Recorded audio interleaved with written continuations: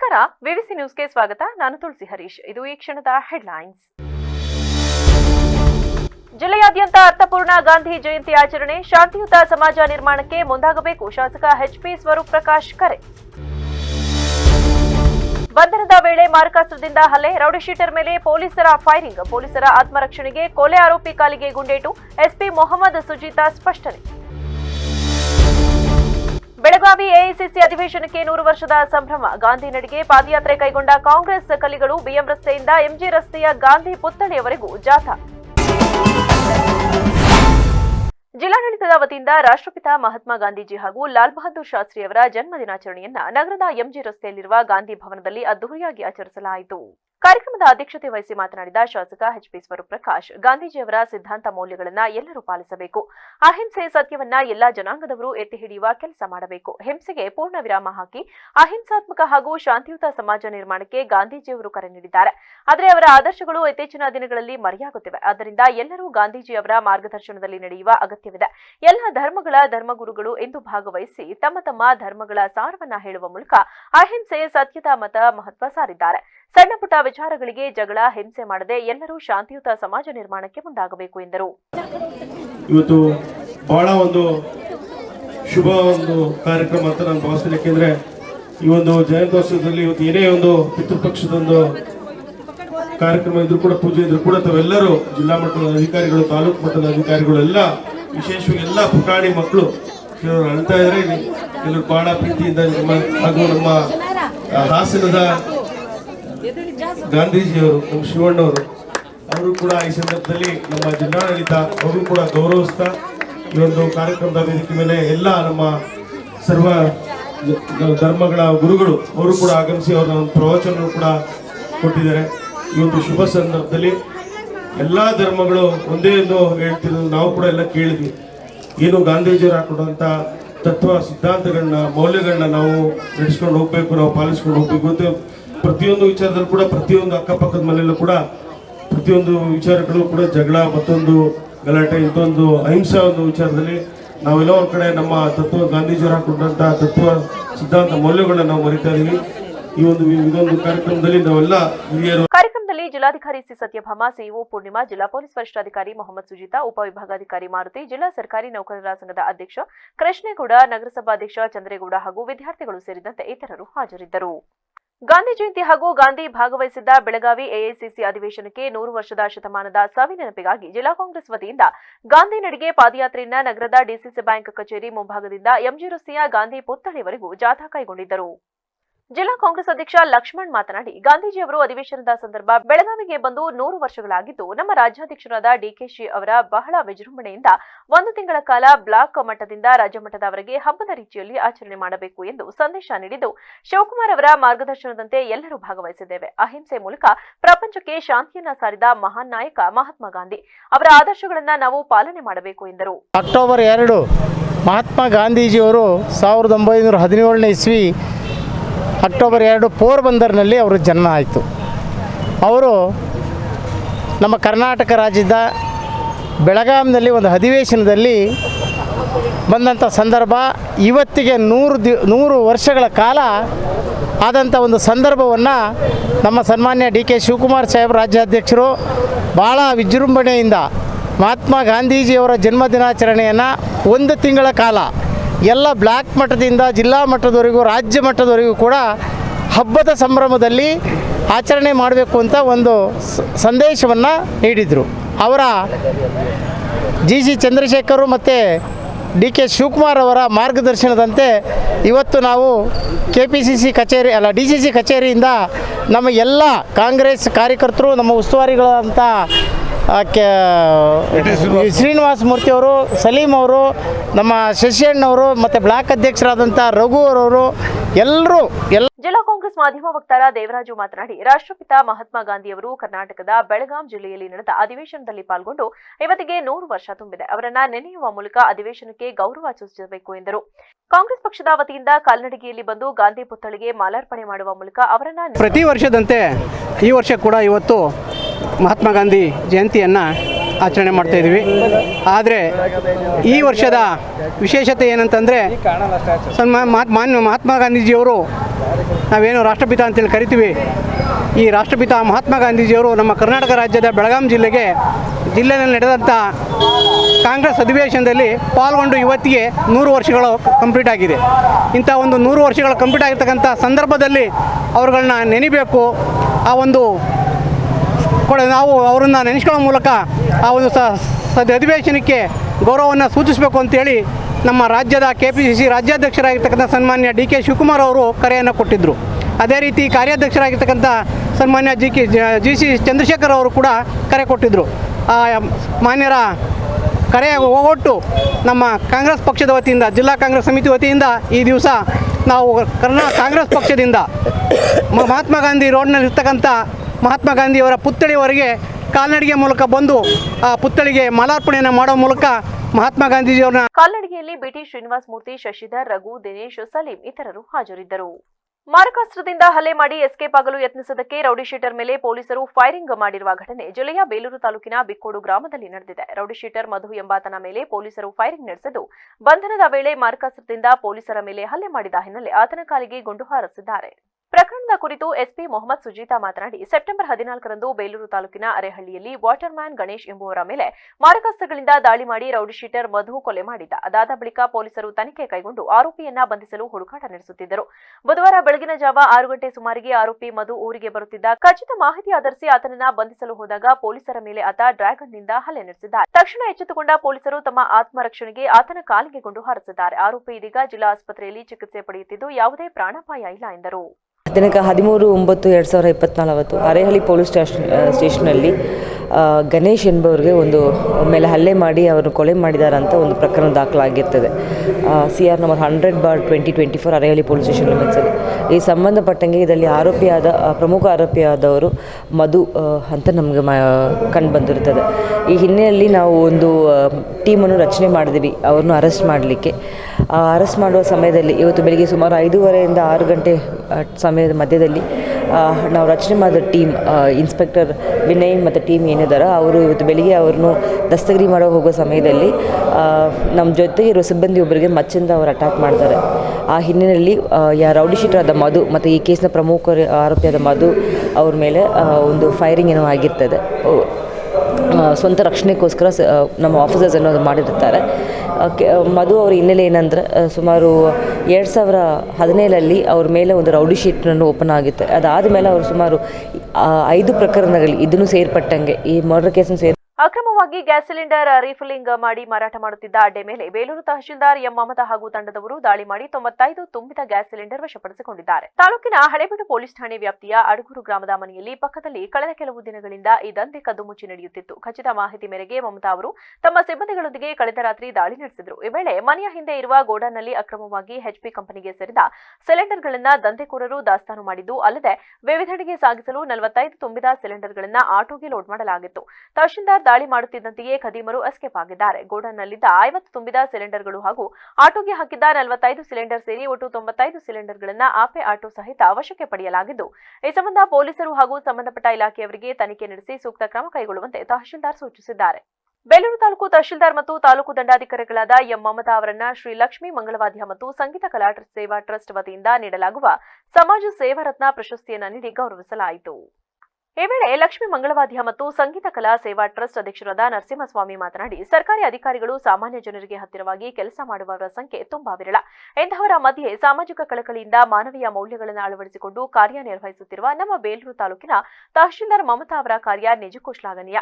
ಜನಸಾಮಾನ್ಯರ ಹಲವಾರು ಸಮಸ್ಯೆಗಳನ್ನು ಬಗೆಹರಿಸುವ ಮೂಲಕ ಸಾರ್ವಜನಿಕರಿಗೆ ಅತ್ಯುತ್ತಮ ಆಡಳಿತ ಸೇವೆ ನೀಡಿರುವುದು ಸಂತಸ ತಂದಿದೆ ಎಂದರು. ಬೇಲೂರು ತಾಲೂಕು ಕಂಡಂತ ದಕ್ಷ, ಪ್ರಾಮಾಣಿಕ ಆಡಳಿತಾಧಿಕಾರಿಗಳಾದಂಥ ಶ್ರೀಮತಿ ಎಂ ಮಮತಾರವರ ಬಗ್ಗೆ ಒಂದೆರಡು ಮಾತನಾಡುವ ಮೂಲಕ ನಾವು ಕಂಡಂತೆ ಸಾಕಷ್ಟು ತಹಶೀಲ್ದಾರ್ಗಳನ್ನು ನಾವು ಬೇಲೂರು ತಾಲೂಕು ನೋಡಿದ್ವಿ.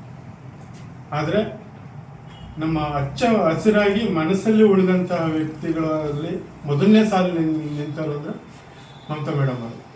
ಯಾಕೆಂದರೆ ಇವತ್ತು ಎಷ್ಟೋ ಬಡ ಜನರು ಬಡಪಾಯಿಗಳು ಇವತ್ತು ತಾಲೂಕು ಕಚೇರಿಗೆ ಬಂದರೆ ಯಾವ ಕೆಲಸನೂ ಆಗ್ತಾ ಇರಲಿಲ್ಲ ಅಂತೇಳಿ ಸಾಕಷ್ಟು ಶಾಪ ಹಾಕೊಂಡು ಹೋಗೋರು. ಆ ಶಾಪ ವಿಮೋಚನೆ ಮಾಡಿದ್ದು ಬೇಲೂರು ತಾಲೂಕು ಆಡಳಿತಕ್ಕೆ ಒಂದು ಕಳಂಕ ಏನೊಂದು ಇತ್ತು ಅದನ್ನು ತೊಡೆದಾಕದಂಥ ವೀರ ದಿಟ್ಟ ಮಹಿಳೆ ಅಂತ ಹೇಳಿದ್ರೆ ತಪ್ಪಾಗಲ್ಲ.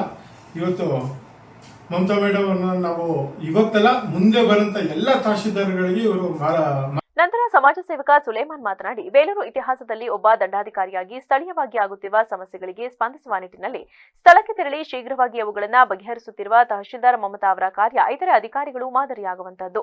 ಇಂತಹ ನಿಷ್ಠಾವಂತ ಅಧಿಕಾರಿಗಳು ಇರುವುದು ಬೇಲೂರಿಗೆ ಹೆಮ್ಮೆಯ ವಿಚಾರ. ಪ್ರಮುಖವಾಗಿ ಜನಸಾಮಾನ್ಯರಿಗೆ ಹತ್ತಿರವಾಗಿ ಕೆಲಸ ಮಾಡುತ್ತಿರುವ ಪರಿ ನಿಜಕ್ಕೂ ಮೆಚ್ಚುವಂತಹದ್ದು ಎಂದರು.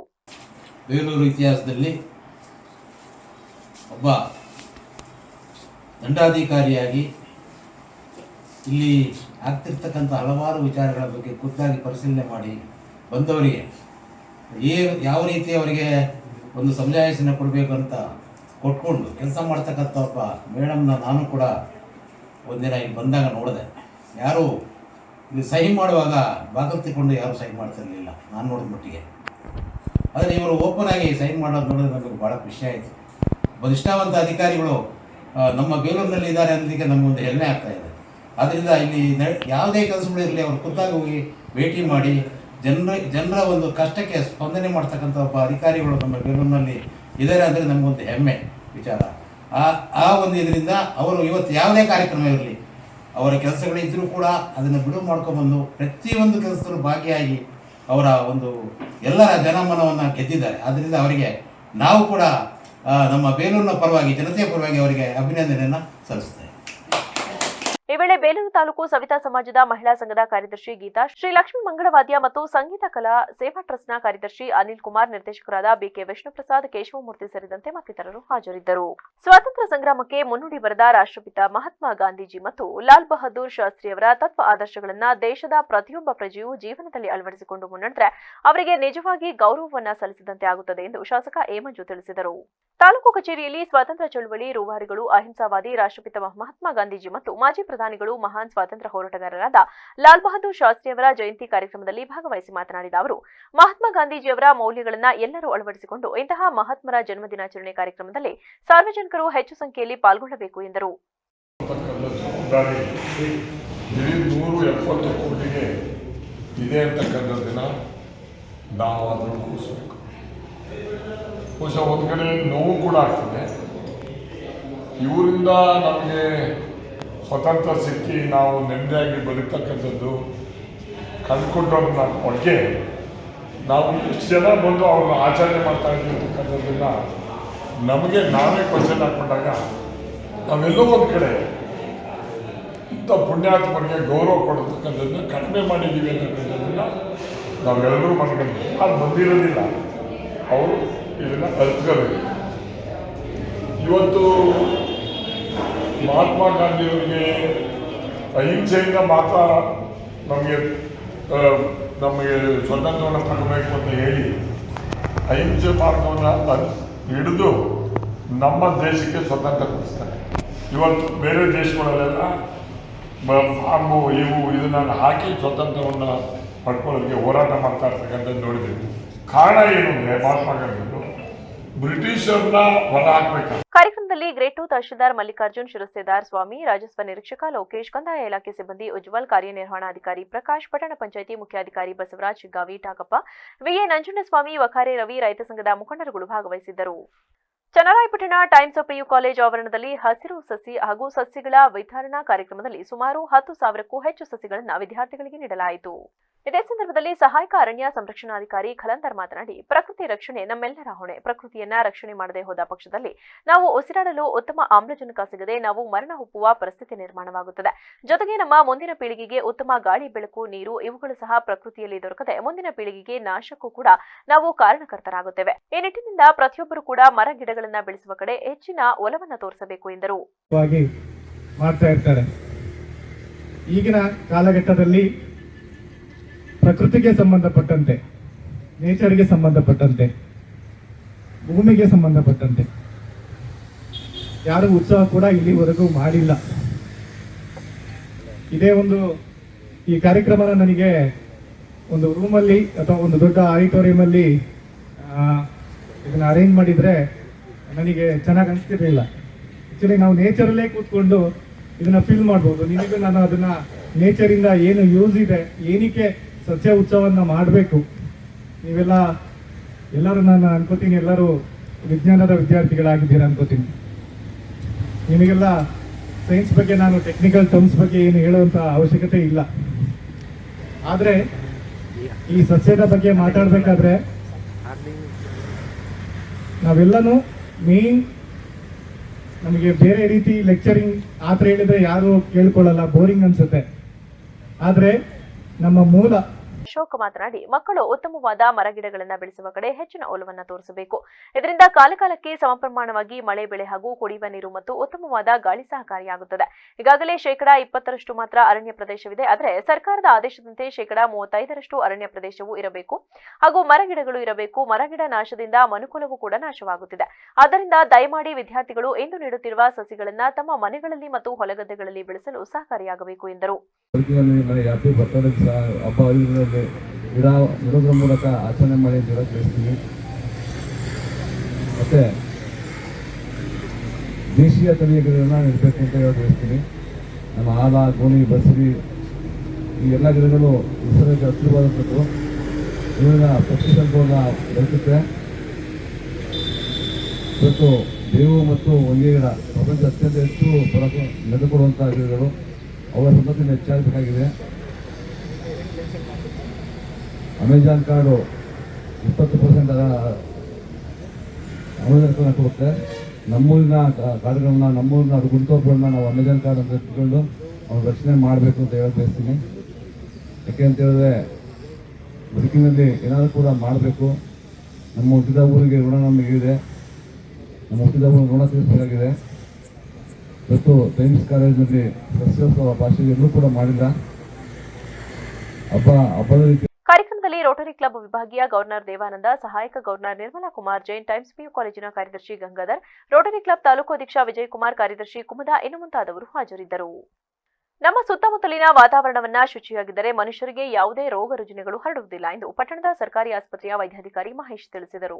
ಪಟ್ಟಣದ ಸರ್ಕಾರಿ ಆಸ್ಪತ್ರೆಯ ಆವರಣದಲ್ಲಿ ಗಾಂಧಿ ಜಯಂತಿ ಮತ್ತು ಲಾಲ್ ಬಹದ್ದೂರ್ ಶಾಸ್ತ್ರಿರವರ ಜನ್ಮದಿನಾಚರಣೆ ಅಂಗವಾಗಿ ಪಟ್ಟಣದ ಸರ್ಕಾರಿ ಆಸ್ಪತ್ರೆ ಮತ್ತು ಪುರಸಭೆ ಹಾಗೂ ಲಯನ್ ಸೇವಾ ಸಂಸ್ಥೆ ಇವರ ಸಂಯುಕ್ತಾಶ್ರಯದಲ್ಲಿ ಸ್ವಚ್ಛತಾ ಕಾರ್ಯಕ್ರಮದಲ್ಲಿ ಮಾತನಾಡಿದ ಅವರು, ನಮ್ಮ ಸುತ್ತಮುತ್ತಲಿನ ವಾತಾವರಣವನ್ನ ಶುಚಿಯಾಗಿ ಇಟ್ಟುಕೊಂಡರೆ ಯಾವ ಮನುಷ್ಯರಿಗೂ ಕೂಡ ಯಾವುದೇ ರೋಗ ರುಜಿನಗಳು ಹರಡುವುದಿಲ್ಲ.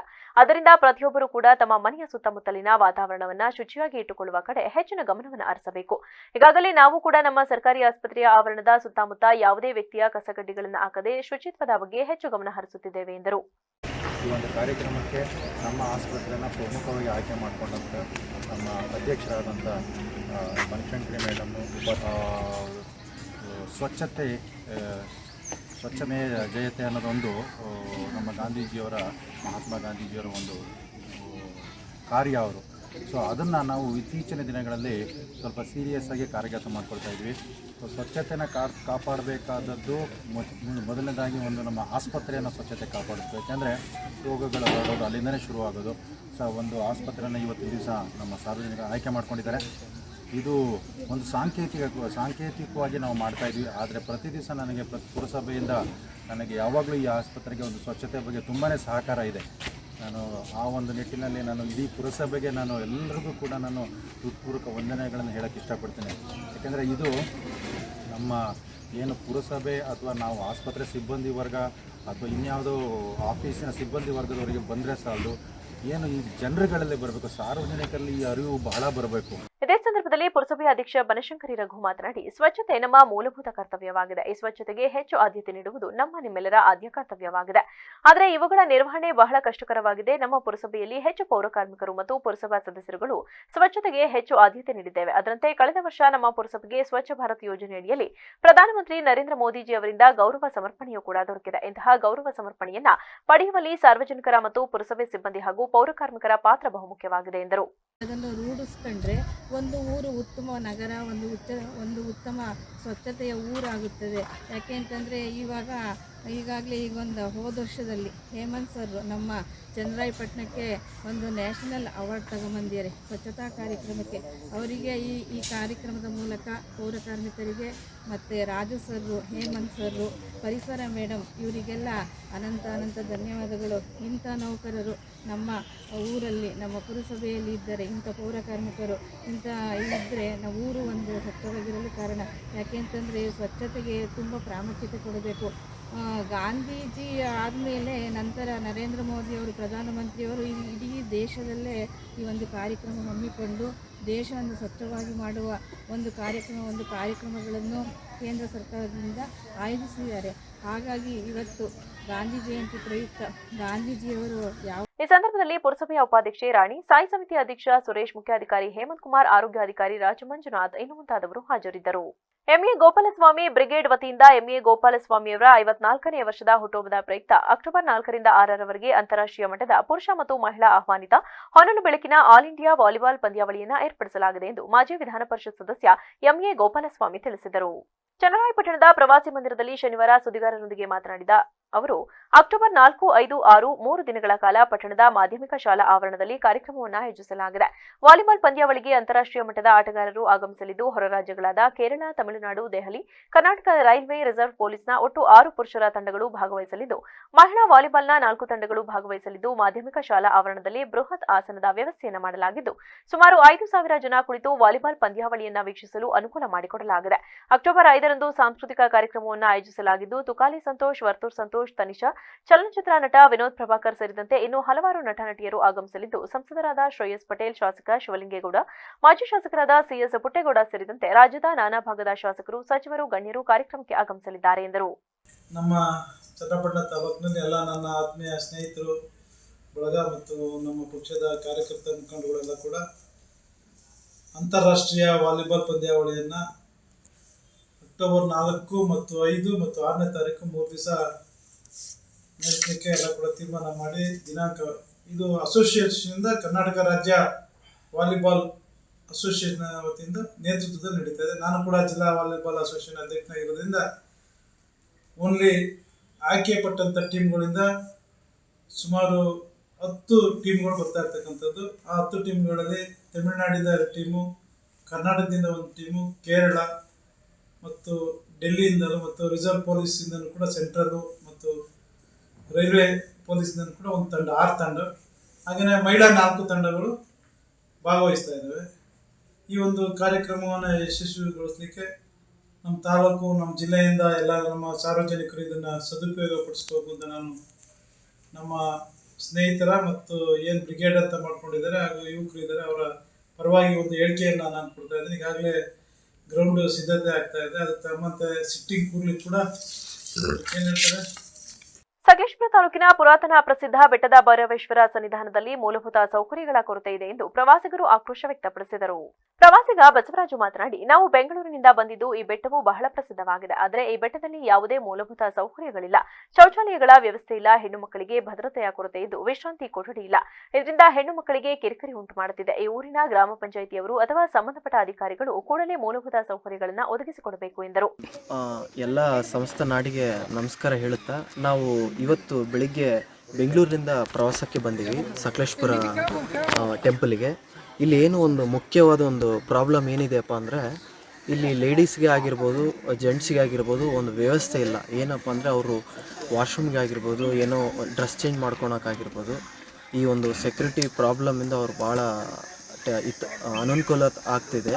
ಅದಕ್ಕಾಗಿ ನೀವೆಲ್ಲ ಒಂದು ಈ ಗ್ರಾಮ ಪಂಚಾಯತ್ ಆಗಿರ್ಬೋದು, ಈ ಊರಿನ ಸದಸ್ಯರಾಗಿರ್ಬೋದು, ಹಿರಿಯರಾಗಿರ್ಬೋದು, ಇದಕ್ಕೊಂದು ಏನೋ ಒಂದು ಅನುಕೂಲ ಮಾಡಬೇಕಂದು ನಾನು ಕೇಳ್ಕೊತ ಇದ್ದೀನಿ. ಹಾಗೆ ಇದು ಒಳ್ಳೆ ಫೇಮಸ್ ಟೆಂಪಲ್ ಅಂತೇಳಿ ಕೇಳ್ಬಿಟ್ಟೆ. ಭಾಳ ಹಿಸ್ಟ್ರಿ ಇದೆ ಇದಕ್ಕೆಲ್ಲ. ಯಾಕಂದರೆ ನಮಗೆ ಆಗಿದ್ದು ಪ್ರಾಬ್ಲಮ್ ಬೇರೆಯವ್ರಿಗೆ ಆಗಬಾರ್ದು ಅಂತೇಳಿ ನಾವು ಇದನ್ನು ಒಂದು ವಿಡಿಯೋ ಮುಖಾಂತರ ಎಲ್ಲರಿಗೆ ತಿಳಿಸ್ಕೊಡ್ತಾ ಇದ್ದೀವಿ. ನಮಸ್ಕಾರ. ಬಾಳುಪೇಟೆ ಗ್ರಾಮ ಪಂಚಾಯಿತಿ ಸದಸ್ಯ ರೋಹಿತ್ ಮಾತನಾಡಿ, ಈ ಬೆಟ್ಟದಲ್ಲಿ ಮೂಲಭೂತ ಸೌಕರ್ಯಗಳ ಸೌಲಭ್ಯವಿಲ್ಲ. ಶಾಸಕರು, ಪ್ರವಾಸೋದ್ಯಮ ಇಲಾಖೆಯವರು ಶೀಘ್ರವೇ ಅಭಿವೃದ್ಧಿಪಡಿಸಬೇಕು ಎಂದರು. ಅದರಲ್ಲೂ ಕೂಡ ಹೆಣ್ಮಕ್ಳು ಫ್ಯಾಮಿಲಿ, ವಯಸ್ಸಾದವರು ಎಲ್ಲ ಬರ್ತಾರೆ. ಬಂದು ಇಲ್ಲಿ ಏನಾಗಿದೆ ಅಂದರೆ ಒಂದು ಶೌಚಾಲಯದ ವ್ಯವಸ್ಥೆ ಇಲ್ಲ. ಶೌಚಾಲಯ ಆಗಿದೆ, ಆಗಿರೋ ಅಂಥದನ್ನು ದುರಸ್ತಿಯಲ್ಲಿದೆ. ಅದು ತುಂಬ ಸಮಸ್ಯೆ ಆಗಿದೆ. ಬಂದಂಥ ಹೆಣ್ಮಕ್ಳಾಗಿರ್ಬೋದು, ವಯಸ್ಸಾಗಿರೋರಾಗಿರ್ಬೋದು, ಶೌಚಾಲಯ ಇಲ್ಲ, ನೀರಿನ ವ್ಯವಸ್ಥೆ ಇಲ್ಲ. ಹಾಗಾಗಿ ದಯವಿಟ್ಟು ಗ್ರಾಮ ಪಂಚಾಯಿತಿಯವರು, ದೇವಲ್ಕೆರೆ ಹಾಗೂ ಸಕಲೇಶಪುರ ತಾಲೂಕು ಅಧಿಕಾರಿಗಳು, ಸಂಬಂಧಪಟ್ಟ ಅಧಿಕಾರಿಗಳು ಹಾಗೂ ಮಾನ್ಯ ಶಾಸಕರುಗಳು ಇದ್ರ ಬಗ್ಗೆ ಹೆಚ್ಚಿನ ಗಮನ ಕೊಟ್ಟು ಸಕಲೇಶಪುರ ಒಂದು ಪ್ರವಾಸಿಗರ ಸ್ವರ್ಗ. ಹಾಗಾಗಿ ಸಕಲೇಶಪುರ ಅನ್ನೋದನ್ನು ಇನ್ನೂ ಬರುವಂಥ ಪ್ರವಾಸಿಗರಿಗೆ ಅನುಕೂಲ ಮಾಡಿಕೊಟ್ಟು ಸಕಲೇಶಪುರದಲ್ಲಿ ಏನಿದೆ ಪ್ರಸಿದ್ಧಿ ಸ್ಥಳಗಳು ಅದನ್ನು ತುಂಬ ಇಂಪ್ರೂವ್ಮೆಂಟ್ ಮಾಡಬೇಕು ಅಂತ ಈ ಪ್ರವಾಸೋದ್ಯಮ ಇಲಾಖೆಯವರಿಗೆ ಮತ್ತು ಗ್ರಾಮ ಪಂಚಾಯಿತಿಯವರಿಗೆ ಹಾಗೂ ಸಕಲೇಶಪುರ ಆಡಳಿತಾಧಿಕಾರಿಗಳಿಗೆ, ಮಾನ್ಯ ಶಾಸಕರಿಗೆ ವಿನಯದಿಂದ ಕೇಳ್ಕೊತಾ ಇದ್ದೀವಿ. ಅದಕ್ಕಿಂತ ಹೆಚ್ಚಾಗಿ ಮತ್ತೆ ಇಲ್ಲಿ ತುಂಬ ಫೋಟೋಶೂಟ್ಸ್ಗೆಲ್ಲ ಬರ್ತಾಯಿದ್ದಾರೆ. ಬಂದಂಥ ಸಮಯದಲ್ಲಿ ಕೆಲವರೆಲ್ಲ ಬರೋದ್ರಿಂದ ಫೋಟೋಶೂಟ್ ಮಾಡಿ ಹೊರಗಡೆಗೆಲ್ಲ ಪಬ್ಲಿಸಿಟಿ ಮಾಡ್ತಿರೋದ್ರಿಂದ ಪ್ರವಾಸಿಗರುಗಳಿಗೆ ಇನ್ನೂ ತುಂಬ ಚೆನ್ನಾಗಿ ಯಾವ್ಯಾವ ಸ್ಥಳಗಳು, ಯಾವ್ಯಾವ ಪ್ಲೇಸ್ಗಳಂತ ಗೊತ್ತಾಗ್ತಿದೆ. ಹಾಗಾಗಿ ಫೋಟೋಶೂಟಿಗೆ ಬಂದಿರೋಂಥವ್ರಿಗೂ ಕೂಡ ಸಮಸ್ಯೆ ಮಾಡಬೇಡಿ. ಈ ಸಂದರ್ಭದಲ್ಲಿ ಪ್ರವಾಸಿಗರಾದ ಹಿತೇಶ್, ಅಭಿ ಹಾಗೂ ಇತರರು ಹಾಜರಿದ್ದರು. ಕೇರ್ಪೇಟೆ ತಾಲೂಕಿನ ಬೋಕನಕೆರೆ ಹೋಬಳಿಯ ಕಾಪನಹಳ್ಳಿ ಸಮೀಪವಿರುವ ಗವಿಮಠ ಶ್ರೀ ಸ್ವತಂತ್ರ ಸಿದ್ದಲಿಂಗೇಶ್ವರ ದೇವಾಲಯದಲ್ಲಿ ಮಹಾಲಯ ಅಮಾವಾಸ್ಯೆಯ ಪ್ರಯುಕ್ತ ಪವಾಡಪುರುಷ ಶ್ರೀ ಸ್ವತಂತ್ರ ಸಿದ್ದಲಿಂಗೇಶ್ವರ ಗದ್ದಿಗೆ ಗವಿಮಠದ ಪೀಠಾಧ್ಯಕ್ಷ ಶ್ರೀ ಚನ್ನವೀರ ಮಹಾಸ್ವಾಮೀಜಿಗಳ ನೇತೃತ್ವದಲ್ಲಿ ದೇವಾಲಯದ ಮುಖ್ಯದ್ವಾರದಿಂದ ಗರ್ಭಗುಡಿಯವರೆಗೆ 3,000ಕ್ಕೂ ಹೆಚ್ಚು ಕಜ್ಜಾಯ ಹಾಗೂ ವಿವಿಧ ಬಗೆಯ ಫಲಪುಷ್ಪಗಳಿಂದ ವಿಶೇಷ ಅಲಂಕಾರ ಮಾಡಲಾಗಿತ್ತು. ಪೂಜಾ ಕಾರ್ಯಕ್ರಮದ ನಂತರ ಭಕ್ತಾದಿಗಳಿಗೆ ಆಶೀರ್ವಚನ ನೀಡಿದ ಪೀಠಾಧ್ಯಕ್ಷರಾದ ಶ್ರೀ ಚನ್ನವೀರ ಮಹಾಸ್ವಾಮೀಜಿ, ಇಂದಿನ ಒತ್ತಡದ ಜೀವನದಲ್ಲಿ ಮನಸ್ಸಿಗೆ ಶಾಂತಿ, ನೆಮ್ಮದಿಗಾಗಿ ದೇವರು ಮತ್ತು ಧರ್ಮದ ಮೊರೆ ಹೋಗುವುದು ಅನಿವಾರ್ಯ. ನಮ್ಮ ಪೂರ್ವಿಕರಿಂದ ನಮಗೆ ಬಳುವಳಿಯಾಗಿ ಬಂದಿರುವ ಒಳ್ಳೆಯ ಆಚಾರ ವಿಚಾರಗಳು ಇಂದು ನಮ್ಮಿಂದ ದೂರಾಗುತ್ತಿದೆ. ನಮ್ಮ ಪಾಲಿನ ಕೆಲಸಗಳನ್ನ ಶ್ರದ್ಧೆ ಮತ್ತು ಆತ್ಮಸಂತೋಷದಿಂದ ಮಾಡಿ ಮುಗಿಸುವ ಮೂಲಕ ಭಗವಂತನ ಸಾಕ್ಷಾತ್ಕಾರ ಹೊಂದಲು ಪ್ರಾಮಾಣಿಕ ಪ್ರಯತ್ನ ಮಾಡಬೇಕೆಂದು ಆಶೀರ್ವಚನ ನೀಡಿದರು. ಪೂಜಾ ಕಾರ್ಯಕ್ರಮದಲ್ಲಿ ಹಿರಿಯ ಮುಖಂಡ ಬ್ಯಾಂಕ್ ಪರಮೇಶ್, ಚಿದಾನಂದ್, ಸಮಾಜ ಸೇವಕ ಆರ್ಟಿಒ ಮಲ್ಲಿಕಾರ್ಜುನ್, ಗಂಜಿಗೆರೆ ಮಹೇಶ್, ರವಿಕುಮಾರ್, ದೇವಾಲಯದ ಅರ್ಚಕ ಹೇಮಂತ್, ಸುತ್ತಮುತ್ತಲಿನ ಗ್ರಾಮಸ್ಥರು ಸೇರಿದಂತೆ ಭಕ್ತರಿದ್ದರು. ವರದಿ ಮನುಮಾಕವಳ್ಳಿ, ವಿವಿಸಿ ನ್ಯೂಸ್, ಕೆಆರ್ಪೇಟೆ. ಅಹಿಂಸೆ, ಸತ್ಯ, ಸತ್ಯಾಗ್ರಹ ಮೊದಲಾದ ಆದರ್ಶ ತತ್ವಗಳನ್ನು ನೀಡಿದ ಮಹಾತ್ಮ ಗಾಂಧೀಜಿಯವರ ನಡೆನುಡಿ ಆದರ್ಶಪ್ರಿಯವಾಗಿದೆ ಎಂದು ಸುಬ್ರಹ್ಮಣ್ಯ ಸಂಸ್ಕೃತ ಮಹಾವಿದ್ಯಾಲಯದ ವಿಶ್ರಾಂತ ಪ್ರಾಚಾರ್ಯ ವಿಜಿ ಹೆಗಡೆ ಗುಡ್ಗೆಯವರು ತಿಳಿಸಿದರು. ಸಭೆಯ ಅಧ್ಯಕ್ಷತೆಯನ್ನು ವಹಿಸಿದ ಎಂಎಸ್ ಹೆಗಡೆ ಗುಣವಂತಿಯವರು ಮಾತನಾಡಿ, ರಾಷ್ಟ್ರಪಿತ ಮಹಾತ್ಮ ಗಾಂಧೀಜಿಯವರ ಜೀವನವು ಆದರ್ಶಮಯವಾಗಿತ್ತು. ಸತ್ಯ, ಧರ್ಮ, ಅಹಿಂಸೆ, ಸ್ವಾತಂತ್ರ್ಯಕ್ಕಾಗಿ ಹೋರಾಡಿದ್ದ ಗಾಂಧೀಜಿಯವರು ಅಸ್ಪೃಶ್ಯತಾ ನಿವಾರಣೆಗಾಗಿ ನಿರಂತರವಾಗಿ ಕಾರ್ಯಪ್ರವೃತ್ತರಾಗಿದ್ದರು. ಲಾಲ್ ಬಹದ್ದೂರ್ ಶಾಸ್ತ್ರಿಯವರು ಸರಳ ಜೀವನವನ್ನು ಅನುಸರಿಸುತ್ತಾ ನೈತಿಕ ಮೌಲ್ಯವನ್ನ ಎತ್ತಿ ಹಿಡಿದು ರೈಲ್ವೆ ಸಚಿವರಾಗಿ, ಗೃಹ ಸಚಿವರಾಗಿ, ಪ್ರಧಾನಮಂತ್ರಿಯಾಗಿ ದೇಶವನ್ನ ಮುನ್ನಡೆಸಿದವರು. ಭಾರತ ಕೀರ್ತಿ ಪತಾಕೆಯನ್ನು ಹಾರಿಸಿದರು ಎಂದರು. ಬಹಳ ಸರಳ ಸಿದ್ಧಾಂತಗಳನ್ನು ಹೇಗೆ ಹೇಳಿದ್ರು ಅಂತ ಕೇಳಿದ್ರೆ, ಅತ್ಯಂತ ಜೀವಿ ಯಾವಾಗ ಪರಮೋಚ್ಚ ಆನಂದವನ್ನು ಪಡಿತಾನೆ ಅಂತಂದರೆ ಸರಳತೆ ಮೂಲಕ. ಇಲ್ಲಿ ಪ್ರಮುಖವಾಗಿ 2 ಅಂಶಗಳನ್ನು ನಾವು ಗಮನಿಸ್ತೇವೆ. ಇಂದು ನಾವು ಸ್ವಚ್ಛತಾ ಕಾರ್ಯಕ್ರಮವನ್ನು ಮಾಡಿದ್ವಿ. ನಾವು ಗಾಂಧೀಜಿಯವರು ಕಾಯಕವೇ ಕೈಲಾಸ ಅಂತ ಸಾರಿದರು. ಕಾಯಕ ಕೈಲಾಸ ಅಂತಂದರೆ ಸ್ವರ್ಗ. ಆ ಸ್ವರ್ಗ ಎಲ್ಲಿದೆ? ಕರ್ಮದಲ್ಲಿದೆ, ಕೆಲಸದಲ್ಲಿದೆ. ನೀನು ಏನು ಪೂಜೆ ಮಾಡಿದ್ರೆ ಸಂಸ್ಕೃತದಲ್ಲಿ ಮಾತಾಡ್ತಾರೆ, ಸಂತೋಷಂ ಜನಯೇತ್ ಪ್ರಾಜ್ಞ ತದೈವ ಈಶ್ವರ ಪೂಜನಂ ಅಂತ ಹೇಳ್ತಾರೆ. ಸಂತೋಷವನ್ನು ಉಂಟು ಮಾಡುವುದು ಅದೇ ಈಶ್ವರ ಪೂಜೆ ಕನ್ನೆ, ಮತ್ತೆ ಯಾವುದೂ ಅಲ್ಲ. ಇನ್ನೊಬ್ಬರಿಗೆ ಸಂತೋಷವನ್ನು ಉಂಟು ಮಾಡಿ, ಒಳ್ಳೆಯದನ್ನು ಉಂಟು ಮಾಡಿ, ಅದೇ ದೊಡ್ಡ ಪೂಜೆ. ಮತ್ತೆ ನೀವು ಯಾವ ಪೂಜೆ ಮಾಡಬೇಕಾಗಿಲ್ಲ, ಇದು ಗೊತ್ತು. ಆದ್ದರಿಂದ ಅಂತಹ ಗಾಂಧೀಜಿಯವರು ಹೇಳಿದ್ದೇನು ಅಂತಂದರೆ, ಈ ರೀತಿಯಾಗಿ ಅಹಿಂಸಾ ಪರಮೋ ಧರ್ಮ, ಅಹಿಂಸೆ ಇರುವಂಥ ಒಂದು ದೊಡ್ಡವಾದ ಧರ್ಮ ಅಂತ ಹೇಳಿ. ಅಹಿಂಸಾ ಪರಮೋ ಧರ್ಮ ಅಂತಂದರೆ ನಾವು ಮಕ್ಕಳಿಗೆ ನಾವು ಈ ಬಗ್ಗೆ ಭಾಳಷ್ಟು ಹೇಳ್ತಾ ಇರ್ತೇವೆ. ಏನು ಅಂತಂದರೆ, ಜೀವಿಗೆ ಪ್ರತಿಯೊಬ್ಬರಿಗೆ ಏನಾಗ್ತದೆ ಅಂತ ಕೇಳಿದ್ರೆ, ಯಾರಾದ್ರೂ ಒಂದು ಸ್ವಲ್ಪ ಏನಾದರೂ ಏನು ಮಾಡ್ತೀರಿ ನೀವು, ಸಿಟ್ಟು ಬಂದೋಗ್ತದೆ. ಆದರೆ ಅಹಿಂಸೆ ಇನ್ನೊಬ್ಬರಿಗೆ ಏನೂ ಮಾಡಿರೋದು ದೊಡ್ಡದ ಧರ್ಮ ಅಂತ ಹೇಳ್ಕೊಡ್ತೀವಿ. ಆದರೆ ಕಾರ್ಯಕ್ರಮದಲ್ಲಿ ಮುಖ್ಯ ಶಿಕ್ಷಕಿ ವೈಲೆಟ್ ಫರ್ನಾಂಡಿಸ್, ವಿದ್ಯಾರ್ಥಿ ಪ್ರತಿನಿಧಿ ಮನೋಜ್ ಭಟ್ ವೇದಿಕೆಯಲ್ಲಿ ಉಪಸ್ಥಿತರಿದ್ದರು. ವಿದ್ಯಾರ್ಥಿ ಪ್ರಥಮ್ ಭಟ್ ಪ್ರಾರ್ಥಿಸಿದರು, ಸನತ್ ಭಟ್ ಸ್ವಾಗತಿಸಿದರು, ಪ್ರಥಮ್ ಗೌಡ ವಂದಿಸಿದರು. ಸ್ವಚ್ಛತಾ ಹಾಗೂ ಭಜನಾ ಕಾರ್ಯಕ್ರಮವನ್ನು ಹಮ್ಮಿಕೊಳ್ಳಲಾಗಿತ್ತು. ವರದಿ ರೂಪ, ವಿವಿಸಿ ನ್ಯೂಸ್, ಉತ್ತರ ಕನ್ನಡ. ಗಾಂಧೀಜಿಯವರು ಇಂದಿನ ಪೀಳಿಗೆಗೆ ಆದರ್ಶ. ಬ್ರಿಟಿಷರ ದಬ್ಬಾಳಿಕೆ, ಸರ್ವಾಧಿಕಾರದ ವಿರುದ್ಧ ಹಿಂಸಾತ್ಮಕ ಯೋಜನೆಗಳನ್ನು ತೊರೆದು ಅಹಿಂಸಾ ಮಾರ್ಗದಿಂದ ಹಲವಾರು ಚಳವಳಿಗಳ ಮುಖೇನ ಭಾರತಕ್ಕೆ ಸ್ವಾತಂತ್ರ್ಯವನ್ನ ತಂದುಕೊಟ್ಟ ಮಹಾನ್ ನಾಯಕ ಎಂದು ಮೀನುಗಾರಿಕೆ, ಬಂದರು ಮತ್ತು ಒಳನಾಡು ಜಾಲ ಸಾರಿಗೆ ಸಚಿವ ಮಂಕಾಳ ವೈದ್ಯ ತಿಳಿಸಿದರು. ಗಾಂಧಿ ಜಯಂತಿ ಕಾರ್ಯಕ್ರಮವನ್ನು ಉದ್ದೇಶಿಸಿ ಮಾತನಾಡಿದ ಅವರು, ಮಹಾತ್ಮ ಗಾಂಧೀಜಿ ಒಂದು ಶಕ್ತಿ. ಜೀವನದುದ್ದಕ್ಕೂ ಸತ್ಯ, ಅಹಿಂಸೆ, ಸ್ವಚ್ಛತೆಯ ಮಹತ್ವವನ್ನೇ ತಿಳಿಸುತ್ತಾ ಉಸಿರಾಡಿದ ಮಹಾತ್ಮ ಇಂದಿನ ಪೀಳಿಗೆಗೆ ಆದರ್ಶ. ಬ್ರಿಟಿಷರ ದಬ್ಬಾಳಿಕೆ, ಸರ್ವಾಧಿಕಾರದ ವಿರುದ್ಧ ಹಿಂಸಾತ್ಮಕ ಯೋಜನೆಗಳನ್ನು ತೊರೆದು ಅಹಿಂಸಾ ಮಾರ್ಗದಿಂದ ಹಲವಾರು ಚಳವಳಿಗಳ ಮುಖೇನ ಭಾರತಕ್ಕೆ ಸ್ವಾತಂತ್ರ್ಯವನ್ನ ತಂದುಕೊಟ್ಟ ಮಹಾನ್ ನಾಯಕ ಎಂದು ನಾವು ನೆನಪಿನಲ್ಲಿಟ್ಟುಕೊಳ್ಳಬೇಕಾಗುತ್ತದೆ. ದೇಶದಿಂದ ವಿದೇಶದವರೆಗೂ ಮಹಾತ್ಮ ಗಾಂಧೀಜಿಯವರ ಖ್ಯಾತಿ ಇದೆ. ಸ್ವರಾಜ್ಯದ ಕನಸುಗಳೊಂದಿಗೆ ಭಾರತೀಯ ರಾಷ್ಟ್ರೀಯ ಕಾಂಗ್ರೆಸ್ನ ಅಧಿವೇಶನವನ್ನ ಕರ್ನಾಟಕದ ಬೆಳಗಾವಿಯಲ್ಲಿ ಭಾಷಣ ಮಾಡುವುದರ ಮೂಲಕ ಭಾರತೀಯರನ್ನ ಭಾರತೀಯರನ್ನ ಒಗ್ಗೂಡಿಸಿದ ಮಹಾತ್ಮರವರು. ಆದ್ದರಿಂದ ಈ ದಿನವನ್ನ 100 ವರ್ಷದ ಸಂಭ್ರಮವೆಂದು ಆಚರಿಸುತ್ತಿದ್ದೇವೆ ಎಂದರು.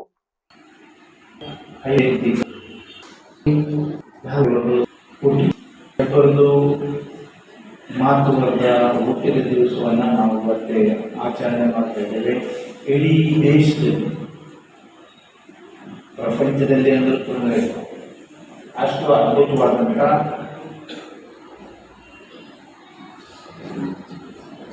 ಮಹಾತ್ಮ ಗಾಂಧೀಜಿಯವರು ನಮಗೆ ಸ್ವತಂತ್ರವನ್ನು ತಂದುಕೊಡುವುದರಲ್ಲಿ ಮುಂಚೂಣಿಯಲ್ಲಿದ್ದಂತೆ ದೇಶಕ್ಕಾಗಿ ಅವರು ತ್ಯಾಗ ಮಾಡಬೇಕು. 100 ವರ್ಷದ ಹಿಂದೆ ಮಹಾತ್ಮ ಗಾಂಧೀಜಿಯವರು ಬೆಳಗಾವಿಯಲ್ಲಿ ಅನ್ವೇಷಣೆಯನ್ನು ಮಾಡಿ ಬ್ರಿಟಿಷರನ್ನ ಯಾವ ರೀತಿ ಓಡಿಸಬೇಕು, ಬರೀ ಸುಮ್ಮನೆ ಗಲಾಟೆ ಗೌರವ ಮಾಡಿದರೆ ಆಗಲಿಲ್ಲ, ನಾವೆಲ್ಲರೂ ಒಟ್ಟಾಗಿ ಮಾಡಬೇಕು ಅಂದರೆ ಕಾಂಗ್ರೆಸ್ ಅಧಿವೇಶನವನ್ನು ಬೆಳಗಾವಿಯಲ್ಲಿ ಮಾಡಿ 100 ವರ್ಷ ಪೂರೈಸಿದರು. ಕಾರ್ಯಕ್ರಮದಲ್ಲಿ ತಾಲೂಕು ಕಾಂಗ್ರೆಸ್ ಮಹಿಳಾ ಅಧ್ಯಕ್ಷೆ ನಯನ್ ನಾಯಕ್, ಭಟ್ಕಳ ತಾಲೂಕಿನ ಕಿಶಾನ್ ಸೇಲ್ ಅಧ್ಯಕ್ಷ ನಾರಾಯಣ್ ನಾಯಕ್, ಪಟ್ಟಣ ಪಂಚಾಯಿತಿ ಅಧ್ಯಕ್ಷ ಇನಾಯಿದುಲ್ಲಾ, ಶಬಾಂದ್ರಿ, ರಾಜು ನಾಯಕ್, ಜಾಲಿ ಪಟ್ಟಣ ಪಂಚಾಯತ್ ಅಧ್ಯಕ್ಷ ಇಮ್ರಾನ್ ಲಂಕಾ, ಪುರಸಭಾ ಉಪಾಧ್ಯಕ್ಷರು ಅಲ್ತಾಫ್ ಕರೂರಿ, ಹಿರಿಯ ಕಾಂಗ್ರೆಸ್ ಮುಖಂಡ ಟಿಡಿ ನಾಯಕ್, ಕಾಂಗ್ರೆಸ್ ಪಕ್ಷದ ಸರ್ವ ಸದಸ್ಯರು, ಪದಾಧಿಕಾರಿಗಳು ಈ ಕಾರ್ಯಕ್ರಮದಲ್ಲಿ ಭಾಗವಹಿಸಿದ್ದರು. ವರದಿ ಲೋಕೇಶ್ ನಾಯಕ್, ವಿವಿಸಿ ನ್ಯೂಸ್, ಭಟ್ಕಳ. ಈ ಬಾರಿಯ ದಸರಾ ಮಹೋತ್ಸವಕ್ಕೆ 2 ಹಂತದ ಪೊಲೀಸ್ ಭದ್ರತೆ ವ್ಯವಸ್ಥೆ ಮಾಡಲಾಗಿದೆ ಎಂದು ಮೈಸೂರು ಪೊಲೀಸ್ ಆಯುಕ್ತೆ ಸೀಮಾ ಲಾಡ್ಕರ್ ತಿಳಿಸಿದರು. ನಾಡಹಬ್ಬ ಮೈಸೂರು ದಸರಾ 2024ರ ಮಹೋತ್ಸವ ಮೈಸೂರು ನಗರದಲ್ಲಿ ದಿನಾಂಕ 3/10/2024ರಿಂದ 12/10/2024ರವರೆಗೆ ಜರುಗಲಿದ್ದು, ನಗರದ ವಿವಿಧ ಸ್ಥಳಗಳಲ್ಲಿ ವಿವಿಧ ಕಾರ್ಯಕ್ರಮಗಳನ್ನು ಆಯೋಜಿಸಿದ್ದು, ಈ ಸಮಯದಲ್ಲಿ ಯಾವುದೇ ರೀತಿಯ ಅಹಿತಕರ ಘಟನೆ ನಡೆಯದಂತೆ ಕಾನೂನು ಮತ್ತು ಸುವ್ಯವಸ್ಥೆ ಕಾಪಾಡುವ ನಿಟ್ಟಿನಲ್ಲಿ ಹಾಗೂ ಸುಗಮ ಸಂಚಾರ ವ್ಯವಸ್ಥೆ ಕಲ್ಪಿಸುವ ನಿಟ್ಟಿನಲ್ಲಿ ಪೊಲೀಸ್ ಇಲಾಖೆಯಿಂದ ಬಸ್ ವ್ಯವಸ್ಥೆ ಮಾಡಲಾಗಿದ್ದು, ಮೈಸೂರು ನಗರದ ಚಾಮುಂಡಿ ಬೆಟ್ಟದಲ್ಲಿ ದಸರಾ ಉದ್ಘಾಟನೆ ಕಾರ್ಯಕ್ರಮ, ಅರಮನೆಯಲ್ಲಿ ಸಾಂಸ್ಕೃತಿಕ ಕಾರ್ಯಕ್ರಮ, ದಸರಾ ವಸ್ತು ಪ್ರದರ್ಶನ, ಕುಸ್ತಿ, ಫಲಪುಷ್ಪ ಪ್ರದರ್ಶನ, ಆಹಾರ ಮೇಳ, ಪುಸ್ತಕ ಮೇಳ, ದೀಪಾಲಂಕಾರ, ಜಂಬೂ ಸವಾರಿ ಮೆರವಣಿಗೆ, ಬನ್ನಿ ಮಂಟಪದಲ್ಲಿ ಕಂಚಿನ ಕವಾಯತು ಹಾಗೂ ನಗರದ ವಿವಿಧ ಸ್ಥಳಗಳಲ್ಲಿ ನಡೆಯುವ ಇತರ ಕಾರ್ಯಕ್ರಮಗಳಿಗೆ ಅಗತ್ಯ ಬಸ್ ವ್ಯವಸ್ಥೆ ಸಂಬಂಧ ಮೈಸೂರು ನಗರದ ಅಧಿಕಾರಿ ಮತ್ತು ಸಿಬ್ಬಂದಿಗಳು ಸೇರಿದಂತೆ ಹೊರ ಜಿಲ್ಲೆಗಳಿಂದ ಅಧಿಕಾರಿಗಳು ಮತ್ತು ಸಿಬ್ಬಂದಿಗಳಿಂದ ಬಂದೋಬಸ್ತ್ ಕರ್ತವ್ಯಗಳಿಗೆ ನೇಮಕ ಮಾಡಲಾಗಿದೆ ಎಂದರು. ವರದಿ TS Shashikanth, VVC news, Mysuru. ಮಾಡಿರೋದ್ರಿಂದ ಕೆಲವು ರೋಡ್ಗಳನ್ನ ನಾವು ಫ್ರೀ ಟ್ರಾಫಿಕ್ ಝೋನ್ ಮಾಡಿದ್ದೀವಿ. ಅರಮನೆ ಸುತ್ತಲೂ ಇರ್ಬೋದು, ದೇವರಾಜ ಅರಸ್ ರೋಡ್, 1-2 ಪ್ರಮುಖವಾದ ಲೇನನ್ನು ನಾವು ರೋಡನ್ನು ನೋ ಟ್ರಾಫಿಕ್ ಝೋನ್ ಅಂತ ಮಾಡಿದ್ದೀವಿ. ಅದಕ್ಕೆ ಅನುಗುಣವಾಗಿ ಟ್ರಾಫಿಕ್ಕನ್ನು ಡೈವರ್ಟ್ ಮಾಡಿದ್ದೀವಿ. ಮತ್ತು clockwise, anticlockwise ಟ್ರಾಫಿಕ್ಕಿಗೆ ಇಟ್ಕೊಂಡಿದ್ದೀವಿ. ಸೊ ಯಾರಿಗೆ ತೊಂದರೆ ಆಗಬಾರ್ದು ಅಂತ ಹೇಳಿ ಅದ್ರ ಸಲುವಾಗಿ ನಾವು ಸಪ್ರೇಟ್ ನೋಟಿಫಿಕೇಷನನ್ನು ಹೊರಡಿಸ್ತೀವಿ. ಎಲ್ಲಿ ಯಾವ ಬಸ್ಸು ಅಲೋ ಇಲ್ಲ, KSRTC ಬಸ್ ಇರ್ಬೋದು ಅಥವಾ ಪ್ರೈವೇಟ್ ಬಸ್ಸಸ್ ಇರ್ಬೋದು, ಗ್ರಾಮೀಣದಿಂದ ಬರುವಂಥ ಬಸ್ಸಸ್ ಇರ್ಬೋದು, ಅದರ ರೂಟ್ ಚೇಂಜ್ ಏನಿದೆ ಅದನ್ನು ನಾವು ನಿಮಗೆ ನೋಟಿಫಿಕೇಶನ್ ಮುಖಾಂತರ ತಿಳಿಸ್ತೀವಿ. ಸೇಮ್ ಥಿಂಗ್, ನಮಗೆ striking force 33 KSRP striking force ಬರುತ್ತೆ, ಗರುಡ ಫೋರ್ಸ್ ಇರುತ್ತೆ, ನಮ್ಮ ಕಮಾಂಡೋ ಟೀಮ್ ಇರುತ್ತೆ, ಮತ್ತು ಕಮಾಂಡ್ ಸೆಂಟರ್ ವೆಹಿಕಲು ಸಹ ಇರುತ್ತೆ. ಸೊ ಯಾವುದೇ ರೀತಿ ಸಾರ್ವಜನಿಕರಿಗೆ ಅಡಚಣೆ ಆಗಲಾರ್ದೆ ಟ್ರಾಫಿಕ್ ಆಗಲಿ, ಬೇರೆ ರುಟೀನ್ ಪ್ರೇಕ್ಷಕರು ಬರೋದಕ್ಕೆ ಆಗಲಿ ಯಾವುದೇ ತೊಂದರೆ ಆಗಬಾರ್ದು ಅಂತ ಹೇಳಿ ಸಂಪೂರ್ಣವಾಗಿ ನಾವು ಪೊಲೀಸ್ ಬಂದೋಬಸ್ತ್ ವ್ಯವಸ್ಥೆ ಮಾಡಿಕೊಂಡಿದ್ದೀವಿ. ಮನೆಗೆ ಯಾರೇ ಅತಿಥಿಗಳು ಬಂದರೂ ಮೊದಲು ಕಾಫಿ ಕುಡಿಯುತ್ತೀರಾ ಎಂದು ಕೇಳುವ ಮೂಲಕ ಸ್ವಾಗತ ಪಾನೀಯವಾಗಿಯೂ ಕಾಫಿ ಮಹತ್ವವನ್ನು ಪಡೆದುಕೊಂಡಿದೆ. ಮಲೆನಾಡ ಕಾಫಿ ಬೆಳೆಗಾರರು ಯಾವಾಗಲೂ ಸಂತೃಪ್ತರಾಗಿರಬೇಕು. ಬೆಲೆಗಳಲ್ಲಿ ಏರಿಳಿತಗಳಿಗೆ ಬೆಳೆಗಾರರು ಧೃತಿಗೆಡಬಾರದು ಎಂದು ಸುತ್ತೂರು ಮಠದ ಪರಮಪೂಜ್ಯ ಜಗದ್ಗುರು ಡಾಕ್ಟರ್ ಶ್ರೀ ಶ್ರೀ ಶಿವರಾತ್ರಿ ದೇಶಿಕೇಂದ್ರ ಮಹಾಸ್ವಾಮೀಜಿ ಅಭಿಪ್ರಾಯಪಟ್ಟರು. ಕರ್ನಾಟಕ ಬೆಳೆಗಾರರ ಒಕ್ಕೂಟ ಹಾಗೂ ಹಾಸನ ಜಿಲ್ಲಾ ಪ್ಲಾಂಟರ್ ಸಂಘದ ವತಿಯಿಂದ ಹಮ್ಮಿಕೊಳ್ಳಲಾಗಿದ್ದ ಅಂತಾರಾಷ್ಟ್ರೀಯ ಕಾಫಿ ದಿನಾಚರಣೆಯನ್ನ ಸುತ್ತೂರು ಮಠದ ಪರಮಪೂಜ್ಯ ಜಗದ್ಗುರು ಡಾಕ್ಟರ್ ಶ್ರೀ ಶ್ರೀ ಶಿವರಾತ್ರಿ ದೇಶಿಕೇಂದ್ರ ಮಹಾಸ್ವಾಮೀಜಿಯವರು ದೀಪ ಬೆಳಗಿಸಿ ಉದ್ಘಾಟನೆ ಬಳಿಕ ಆಶೀರ್ವಚನ ನೀಡಿದ ಅವರು, ಮೈಸೂರು ಅರಸರು ಲೋಕ ಕಲ್ಯಾಣಕ್ಕಾಗಿ ಅನೇಕ ಅಭಿವೃದ್ಧಿ ಕೆಲಸಗಳನ್ನು ಅರಸೊತ್ತಿಗೆಯಲ್ಲಿ ಮಾಡಿದವರು. ಇಂತಹ ಪವಿತ್ರ ಸನ್ನಿಧಿಯಲ್ಲಿ ಅಂತಾರಾಷ್ಟ್ರೀಯ ಕಾಫಿ ದಿನಾಚರಣೆಯನ್ನ ಮಾಡುತ್ತಿರುವುದು ಹೆಮ್ಮೆಯ ವಿಚಾರ. ಕಾಫಿ ಎಂಬುದು ಉತ್ತೇಜನಕಾರಿ ಎಂಬುದಾಗಿ ಕೆಲವು ದೇಶಗಳು ಕಾಫಿಯನ್ನ ನಿಷ್ಕ್ರಿಯ ಮಾಡಿದ ಹಾಲು ಮಿಶ್ರಿತವಲ್ಲದ ಕಾಫಿ ಕುಡಿಯುವ ಮೂಲಕ ಆರೋಗ್ಯ ಕಾಪಾಡಿಕೊಳ್ಳಬೇಕು. ಜಗತ್ತಿನ ಹೆಚ್ಚು ರಫ್ತು ಮಾಡುವುದರಲ್ಲಿ 6ನೇ ಸ್ಥಾನ ಕಾಫಿಗೆ ಇದೆ. ಇದರಲ್ಲಿ ಹಾಸನ ಕಾಫಿ ಬೆಳೆಗಾರರು ಕೂಡ ಪಾಲುದಾರರಾಗಿದ್ದಾರೆ ಎಂಬುದೇ ಖುಷಿಯ ವಿಚಾರ. ಮುಂದಿನ ದಿನಗಳಲ್ಲಿ ಕಾಫಿ ಬೆಳೆಗಾರರಿಗೆ ಒಳ್ಳೆಯದಾಗಲಿ ಎಂದರು. ಎಲ್ರಿಗೂ ನಮಸ್ಕಾರ. ಇವತ್ತು ಹಾಸನ ಜಿಲ್ಲಾ ಪ್ಲಾಂಟರ್ ಸಂಘದ ವತಿಯಿಂದ 10ನೇ ಅಂತಾರಾಷ್ಟ್ರೀಯ ಕಾಫಿ ದಿನಾಚರಣೆಯನ್ನ ಏನು ಮೈಸೂರಿನ ಸಾಂಸ್ಕೃತಿಕ ನಗರಿಯಲ್ಲಿ ಮಾಡಬೇಕು ಅಂತೇಳಿ ನಾವು ತೀರ್ಮಾನ ಮಾಡಿದ್ವಿ. ಕಾರಣ ಇಷ್ಟೇ, ಮೈಸೂರು ನಗರದ ಜನತೆಗೆ ಉತ್ತಮ ಕಾಫಿಯನ್ನ, ಪರಿಶುದ್ಧವಾದ ಕಾಫಿಯನ್ನ ನೀಡಬೇಕು ಅಂತೇಳಿ ನಾವು ಡಿಸೈಡ್ ಮಾಡಿದ್ವಿ. ಈಗಾಗಲೇ ಅಂತಾರಾಷ್ಟ್ರೀಯ ಕಾಫಿ ಮಂಡಳಿ ಅಕ್ಟೋಬರ್ 1ನೇ ತಾರೀಕನ್ನು ಅಂತಾರಾಷ್ಟ್ರೀಯ ಕಾಫಿ ದಿನ ಅಂತ 2015ನೇ ಇಸ್ವಿಯಲ್ಲಿ ಅನೌನ್ಸ್ ಮಾಡಿದೆ. ಈ ಹಿಂದೆ 9 ಅಂತಾರಾಷ್ಟ್ರೀಯ ಕಾಫಿ ದಿನಾಚರಣೆಗಳನ್ನು ನಾವು ಹಾಸನ ಜಿಲ್ಲೆಯಲ್ಲಿ ಮಾಡಿದ್ವಿ. ಈ ವರ್ಷ ಹೊಸದಾಗಿ ಮೈಸೂರು ಜಿಲ್ಲೆಯಲ್ಲಿ ಮಾಡಬೇಕು. ಮೈಸೂರು ರಾಜಮನೆತನಕ್ಕೂ ಹಾಗೂ ಕಾಫಿ ಬೆಳೆಗಾರರಿಗೂ ಕೂಡ ಒಳ್ಳೊಳ್ಳೆ ಸಂಬಂಧ ಇತ್ತು, ಹಾಗಾಗಿ ಇಲ್ಲಿ ಮಾಡಬೇಕು ಅಂತ ತೀರ್ಮಾನ ಮಾಡಿದ್ವಿ. ಆದರೆ ಕೊನೆಯ ಕ್ಷಣದಲ್ಲಿ ನಮ್ಮ ರಾಜರು ಹಾಗೆ ಎಂಪಿಗಳಾದಂಥ ಯದುವೀರ್ ಒಡೆಯರ್ ಮೈಸೂರಿನ ಅರಮನೆಯ ಏನು ಸಾಂಪ್ರದಾಯಿಕ ಕಾರ್ಯಕ್ರಮ ಇರೋದ್ರಿಂದ ಅವ್ರು ಇವತ್ತು ಕಂಕಣ ತೊಟ್ಕೊಂಡಿದ್ದ ಇವತ್ತು ಕಾರ್ಯಕ್ರಮಕ್ಕೆ ಬರೋಕ್ಕಾಗಿಲ್ಲ ಅಂದರು. ಆದರೂ ಕೂಡ ಸುತ್ತೂರು ಶ್ರೀಗಳು ಹಾಗೆ ಆದಿಚುಂಚನಗಿರಿ ಮಠದ ಸೋಮೇಶ್ವರನಾಥ ಸ್ವಾಮೀಜಿಯವರು ಬಂದಿದ್ದಾರೆ. ಹಾಗೆ ನಮ್ಮ ಜಿಲ್ಲೆಯ ಶಾಸಕರಿರ್ಬೋದು, ಕೊಡಗಿನ ಶಾಸಕರಿರ್ಬೋದು, ಎಲ್ಲರೂ ಕೂಡ ಬಂದಿದ್ದಾರೆ. ಇವತ್ತು ನಾನು ಏನು ಹೇಳಕ್ ಇಷ್ಟಪಡ್ತೀನಿ ಅಂದ್ರೆ, ಈ ದೇಶದ 2 ಕಣ್ಣು ಅಂದ್ರೆ ಒಂದು ಬೆಳೆಗಾರ ಮೀನ್ಸ್ ರೈತ. ಕಾರ್ಯಕ್ರಮದಲ್ಲಿ ಶಾಸಕ ಡಾಕ್ಟರ್ ಮಂಥರ್ಗೌಡ, ಕರ್ನಾಟಕ ಗ್ಯಾರಂಟಿ ಯೋಜನೆಗಳ ಅನುಷ್ಠಾನದ ಪ್ರಾಧಿಕಾರದ ಉಪಾಧ್ಯಕ್ಷರಾದ ಡಾಕ್ಟರ್ ಪುಷ್ಪ ಅಮರನಾಥ್, ಮೈಸೂರು ಹೆಚ್ಚುವರಿ ಜಿಲ್ಲಾಧಿಕಾರಿ ಡಾಕ್ಟರ್ ಶಿವರಾಜ್, ಹಾಸನ ಜಿಲ್ಲೆ ನಿರ್ದೇಶಕರುಗಳು, ಮಾಜಿ ಅಧ್ಯಕ್ಷರುಗಳು, ಪದಾಧಿಕಾರಿಗಳು ಹಾಗೂ ನಿರ್ದೇಶಕರು ಹಾಜರಿದ್ದರು. ವರದಿ TS Shashikanth, BBC news, Mysuru. ಇದೀಗ ಸಂಕ್ಷಿಪ್ತ ಸುದ್ದಿಗಳು.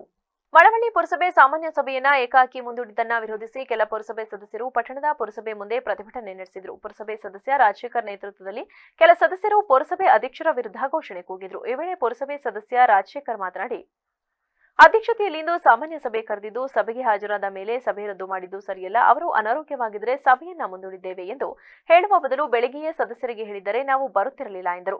ಪ್ರತಿಭಟನೆಯಲ್ಲಿ ಸದಸ್ಯ ಶಿವಸ್ವಾಮಿ, ಇಂದ್ರಮ್ಮ, ದೊಡ್ಡಯ್ಯ, ಮಹೇಶ್ವರಿ, ಸವಿತಾ, ಭಾಗ್ಯಮ್ಮ, ಆತಿಯಾ ಬೇಗಂ, ಲಕ್ಷ್ಮಮ್ಮ ಸೇರಿದಂತೆ ಹಲವರಿದ್ದರು. ಉಡುಪಿ ಜಿಲ್ಲೆಯ ಕುಂದಾಪುರ ತಾಲೂಕಿನ ಹಟ್ಟಿಯಂಗಡಿ ಶ್ರೀ ಸಿದ್ಧಿವಿನಾಯಕ ವಸತಿ ಶಾಲೆಯಲ್ಲಿ ಹೊನ್ನಾವರದ ಪೊಲೀಸ್ ಇಲಾಖೆ ಹವಲ್ದಾರ್ ಸತೀಶ್ ನಾಯಕ್ ಮತ್ತು ತಾಲೂಕು ಪಂಚಾಯತ್ ಮಾಜಿ ಸದಸ್ಯ ಹಾಲಿ ಹೊನ್ನಾವರ ಸೌಹಾರ್ದ ಬ್ಯಾಂಕ್ ಮ್ಯಾನೇಜರ್ ಗಾಯತ್ರಿ ಸತೀಶ್ ನಾಯಕ್ ದಂಪತಿ ಪುತ್ರಿಯಾದ ಕುಮಾರಿ ಎಸ್ ವೈಭವಿ ಹಾಗೂ ಸಂಗಡಿಗರು ರೂಬಿಕ್ಸ್ ಕ್ಯೂಬ್ ಮೂಲಕ 2 ಗಿನ್ನಿಸ್ ದಾಖಲೆ ಮಾಡಿದ್ದಾರೆ. ಚಿಕ್ಕಪ್ಪ, ಸಂತೋಷ್ ನಾಯಕ್, ದೊಡ್ಡಪ್ಪ, ಸುಬ್ರಹ್ಮಣ್ಯ ನಾಯಕ್ ಅಭಿನಂದನೆ ಸಲ್ಲಿಸಿದ್ದಾರೆ. ಕೊನೆಯಲ್ಲಿ ಮತ್ತೊಮ್ಮೆ ಹೆಡ್ಲೈನ್ಸ್. ಜಿಲ್ಲೆಯಾದ್ಯಂತ ಅರ್ಥಪೂರ್ಣ ಗಾಂಧಿ ಜಯಂತಿ ಆಚರಣೆ, ಶಾಂತಿಯುತ ಸಮಾಜ ನಿರ್ಮಾಣಕ್ಕೆ ಮುಂದಾಗಬೇಕು ಶಾಸಕ ಎಚ್ಪಿ ಸ್ವರೂಪ್ ಪ್ರಕಾಶ್ ಕರೆ. ಬಂಧನದ ವೇಳೆ ಮಾರಕಾಸ್ತ್ರದಿಂದ ಹಲ್ಲೆ, ರೌಡಿಶೀಟರ್ ಮೇಲೆ ಪೊಲೀಸರ ಫೈರಿಂಗ್, ಪೊಲೀಸರ ಆತ್ಮರಕ್ಷಣೆಗೆ ಕೊಲೆ ಆರೋಪಿ ಕಾಲಿಗೆ ಗುಂಡೇಟು, ಎಸ್ಪಿ ಮೊಹಮ್ಮದ್ ಸುಜೀತಾ ಸ್ಪಷ್ಟನೆ. ಬೆಳಗಾವಿ ಎಐಸಿಸಿ ಅಧಿವೇಶನಕ್ಕೆ 100 ವರ್ಷದ ಸಂಭ್ರಮ, ಗಾಂಧಿ ನಡಿಗೆ ಪಾದಯಾತ್ರೆ ಕೈಗೊಂಡ ಕಾಂಗ್ರೆಸ್ ಕಲಿಗಳು, ಬಿಎಂ ರಸ್ತೆಯಿಂದ ಎಂಜಿ ರಸ್ತೆಯ ಗಾಂಧಿ ಪುತ್ಥಳಿಯವರೆಗೂ ಜಾಥಾ. ಕ್ಷಣ ಕ್ಷಣದ ಸುದ್ದಿಗಾಗಿ ನೋಡ್ತಾ ಇರಿ ವಿವಿಸಿ ಟಿವಿ, ಸತ್ಯದ ಕಡೆ ನಮ್ಮ ನಡೆ.